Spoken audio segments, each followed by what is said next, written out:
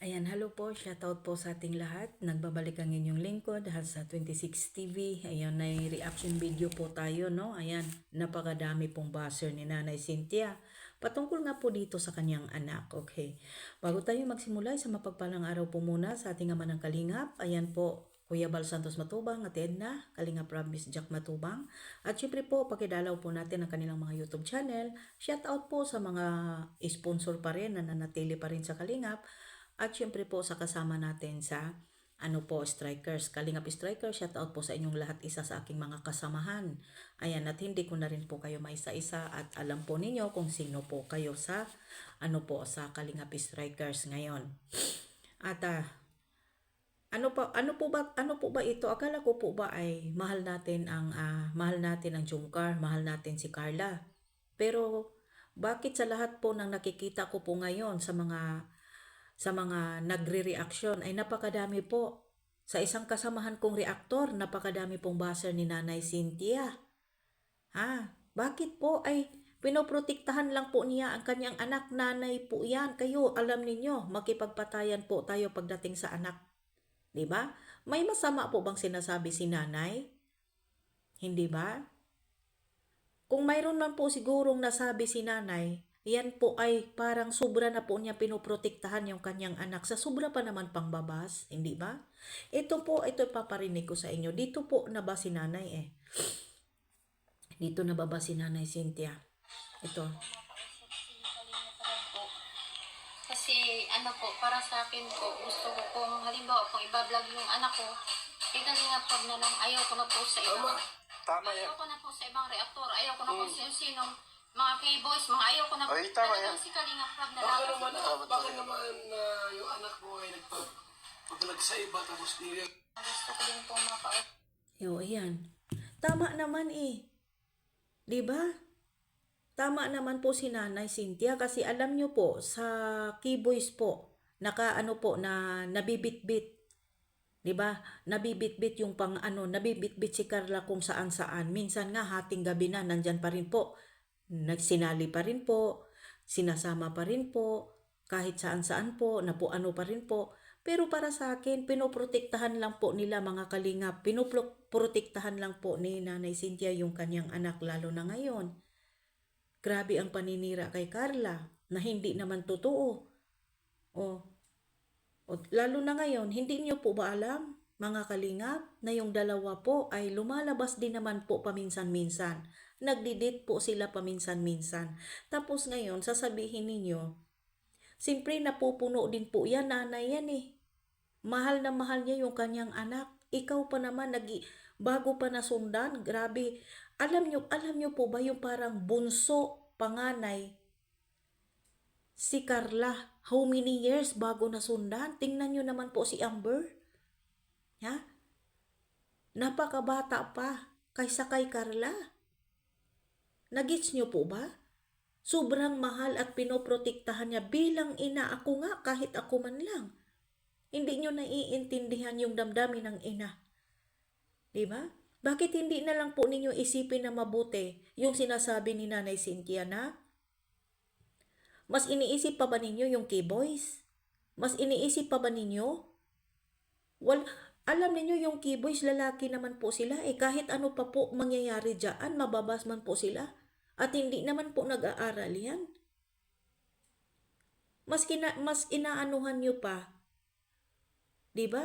May masama po ba sinasabi si nanay about dito na tanging, diba sinabi naman po yan ni Kalingap Rab pero hindi nga nasusunod? Alam niyo sa sinasabi ni Nanay Cynthia, pasok po sa lumang rules na nilapag dati ni Kalingap Rab. Na ayaw niyang ipa-vlog, ayaw niyang ipa-vlog yung kanyang anak sa iba, sa K-boys. Sinabi na po, pati mga picture nga bawal nga Pati nga mag-post ng picture Pero may nasusunod ba? Grabe kasi hindi makatiis ang iba. Yung mga nasa paligid ni Carla. Mas maganda ngayon na makikita lang natin always sa channel po ni Kalingap Rab. Diba? Always sa channel ni Kalingap Rab or kay Kuya Bal. 'Di ba? Mas mainam ngayon kasi yun pong sinabi ni nanay ni Cynthia, nanay ni Carla po, sorry. Sa nanay ni Carla po, pasok po sa unang rules. At isa pa po kung natatandaan po ninyo mga kalingap, sinabi na po yan ni Kalingap Rab, pero hindi po nakinig yung iba. Kasi po, ito po kasi yun ganito, nagpo-post ng picture na hindi alam ni Kalingap Rab. Hindi porkit nakasama po ninyo si Carla ay halas samantalahin na ninyo na walang approval kay ano, tapos sasabihin ninyo kapag nababas na po, alam ni Kalingap Rab. Kadalasan pong naririnig ko, gamit ninyo ang pangalan ni Kalingap Rab. Kapag marami na po na binabatikos na po sa mga post or ginagamit ninyo si Carla, alam ninyo kung anong sasabihin ninyo, alam ni Kalingap Rab. Kapag binabatikos na kayo ng mga supporter ng totoong Kalingap na pwede po ba yan, bawal po yan i-post kasi si ganito sinabi na po yan ni Kalingap Rab. Anong sabi ninyo? Kadalasan ng naririnig ko po ay alam ni Kalingap Rab.